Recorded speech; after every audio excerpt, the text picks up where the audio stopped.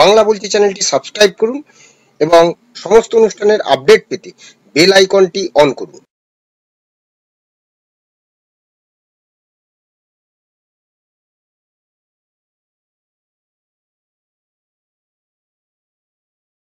নমস্কার, বাংলা বলছি চ্যানেলে আপনাদের স্বাগত। আমি বিপ্লব দাস।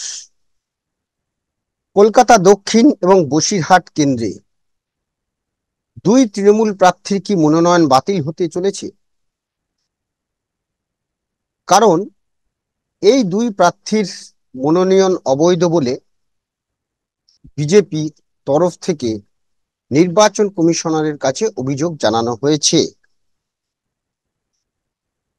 প্রথমত, বসিরহাটের যিনি প্রার্থী হাজি নুরুল, তার বিরুদ্ধে অভিযোগ তিনি নো ডিউ সার্টিফিকেট দেননি তাই।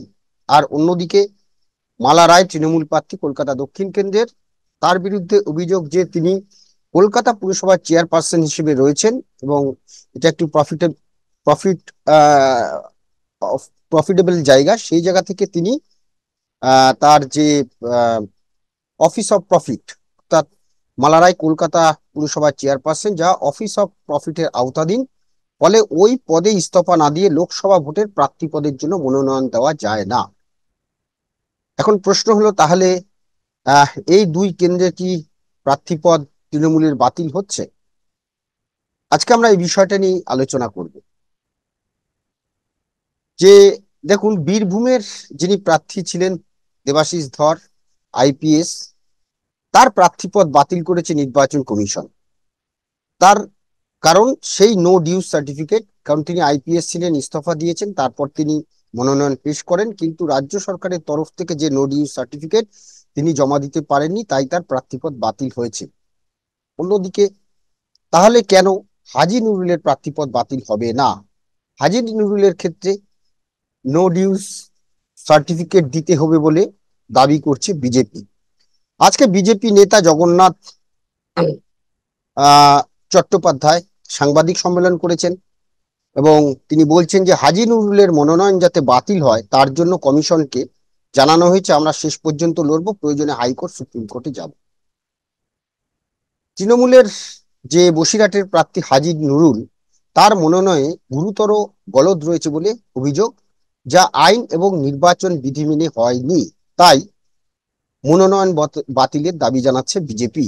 তৃণমূল প্রার্থী হাজি নুরুল পঞ্চদশ লোকসভার সদস্য ছিলেন, অর্থাৎ পঞ্চদশ লোকসভা বলতে 2014 সালে তিনি সাংসদ নির্বাচিত হয়েছিলেন এবং 18ই মে, পঞ্চদশ লোকসভা শেষ হয়েছে 2014 সালে 18ই মে। হাজি নুরুল মনোনয়ন দাখিল করেছেন 7ই মে।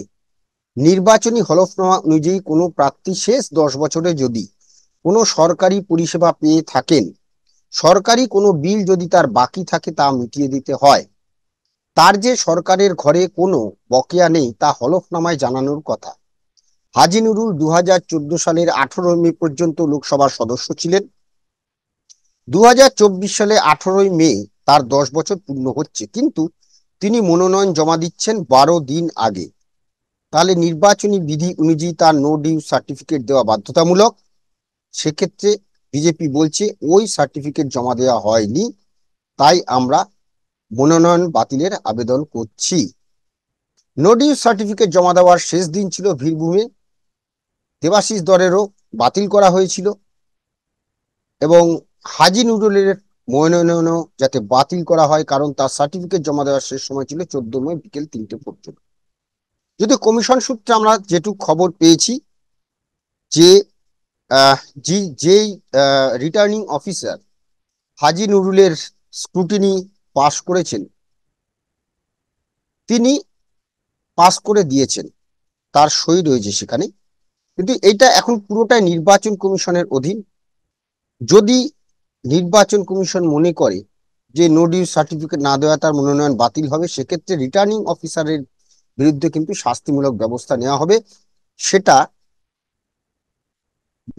বুধবার কিন্তু সেটা বুধবার না, বৃহস্পতিবার সেটা নির্বাচন কমিশন জানাবে তারা কি করছে। তাহলে এখন প্রশ্ন হলো, যদি সত্যি সত্যি তাই হয়, কারণ এই নো ডিউ সার্টিফিকেট নিয়ে কিন্তু দেবাশিস ধরকে মনোনয়ন বাতিল করা হয়েছে এবং তিনি কোর্টেও গেছিলেন, কোর্টেও সেটা কিছু শুরু হয়নি। অতএব নো ডিউজ সার্টিফিকেট দিতেই হবে। আর যদি সত্যি সত্যি নো ডিউজ সার্টিফিকেট সেই সময়ের মধ্যে জমা না পড়ে, তাহলে কি হাজী নুরুলের যে প্রার্থীপদ সেটা বাতিল হচ্ছে? তাহলে কি খেলা জমে যাবে বসিরহাটে?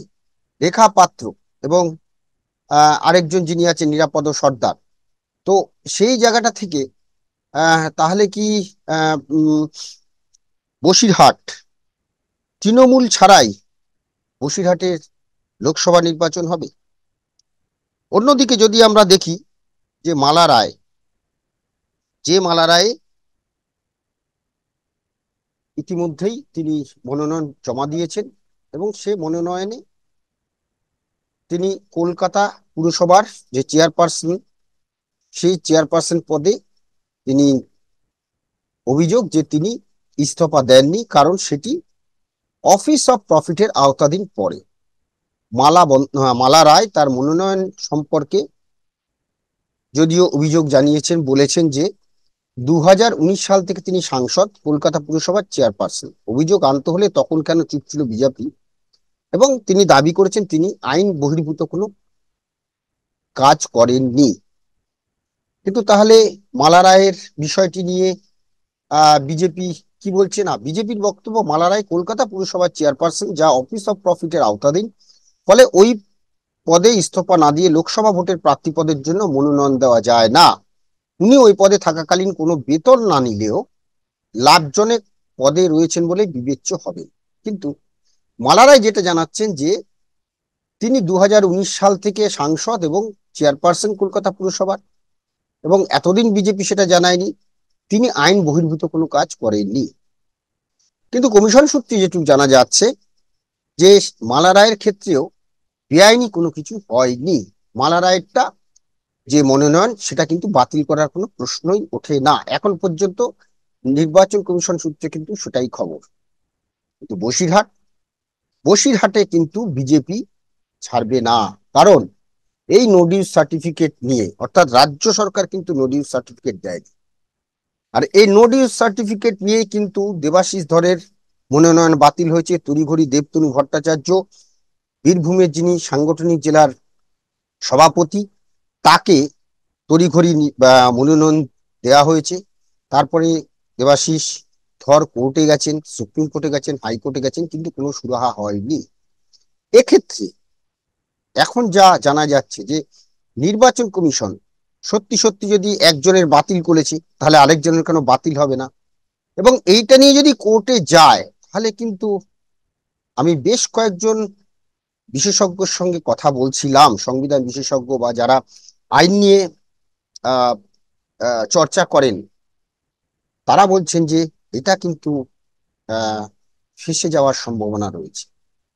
কারণ যেখানে দেবাশিস ধরের মনোনয়ন বাতিল করা হয়েছে এই নো ডিউজ সার্টিফিকেটের জন্য, তাহলে একই কারণে কিন্তু হাজী নুরুলেরও প্রার্থীপদ বাতিল হওয়ার সম্ভাবনা রয়েছে। এখন দেখার যে এই যে নির্বাচন কমিশন, যিনি রিটার্নিং অফিসার, যিনি তার স্ক্রুটিনি করেছেন, অর্থাৎ হাজী নুরুলের যিনি স্ক্রুটিনি করেছেন, সেই হাজী নুরুলের যিনি রিটার্নিং অফিসার স্ক্রুটিনি, তিনি তো ছেড়ে দিয়েছেন বিষয়টি। কিন্তু কমিশন বৃহস্পতিবার কি সিদ্ধান্ত নেয় সেদিকেই কিন্তু তাকিয়ে। যদি কমিশন তার প্রার্থীপদ বহাল রাখে, তাহলে কিন্তু এটা নিয়ে হাইকোর্ট যাবে এবং এটা সুপ্রিম কোর্ট হবে। সেক্ষেত্রে কিন্তু কি হবে বলা যায় না। কিন্তু প্রশ্ন হচ্ছে, যখন এই রাজ্যে সন্দেশখালি নিয়ে উত্তাল, সন্দেশখালি ঘটনা নিয়ে, আর সেই সন্দেশখালিতে কিছুদিন আগে যেটা আমরা দেখেছি যে মহিলারা অভিযোগ করেছেন, এখন কিছু ভিডিও বাজারে এসেছে, সেই ভিডিও সকলে বলছে যে সত্যতা যাচাই করা হয়নি বিভিন্ন চ্যানেলে, তাই নিয়ে আলোচনা চলছে। কিন্তু সত্যতা যাচাই করা না হলেও সেই নিয়ে নানা আলোচনা চলছে, এবং সেই ভিডিও ফেক কিনা এখনো কোনো তদন্ত হয়নি, কবে হবে তাও জানা যাচ্ছে না। কিন্তু ওই যে নির্বাচনের আগে তো একটা পারসেপশন হয়, রাজনীতির একটা পারসেপশন তৈরি হয়। কোন পারসেপশন এখন পক্ষে না বিপক্ষে, তৃণমূলের পক্ষে নাকি বিজেপির পক্ষে? কার পক্ষে যাবে এবং কার বিপক্ষে যাবে সেটা কিন্তু যখন একটা দোলাচালের মধ্যে দিয়ে চলছে প্রতিদিন এই সন্দেশখালির ঘটনা নিয়ে। আর ঠিক সেই সময় এই বসিরহাট কেন্দ্র অর্থাৎ এই সন্দেশখালির মধ্যেই পড়ে, বসিরহাট সন্দেশখালির মধ্যেই পড়ে, অর্থাৎ বসিরহাট কেন্দ্রটি সন্দেশখালি দিয়েই, এবং সেই সন্দেশখালিতে যা চলছে এবং তার আশপাশে তার যে প্রতিক্রিয়া, সেইখানে যদি হাজী নুরুলের নো ডিউজ সার্টিফিকেটের জন্য মনোনয়ন বাতিল হয়, তাহলে এই রাজ্যের রাজনৈতিক যে খেলা হবে, যেটা চলছিল, সেই খেলা কোন দিকে গড়ায়, নজর আমাদের সেদিকেই থাকবে। কিন্তু মালা রায়ের ক্ষেত্রে মনে হয় না কোনো রকম অসুবিধা হবে, কারণ নির্বাচন কমিশন ইতিমধ্যে মালা রায়কে ক্লিন চিট দিয়ে দিয়েছে, আমাদের কাছে যা খবর আছে। কিন্তু হাজী নুরুলের ক্ষেত্রে কিন্তু সেই ক্লিন চিট এখনো হয়নি। কি হবে সেদিকে আমাদের নজর থাকবে।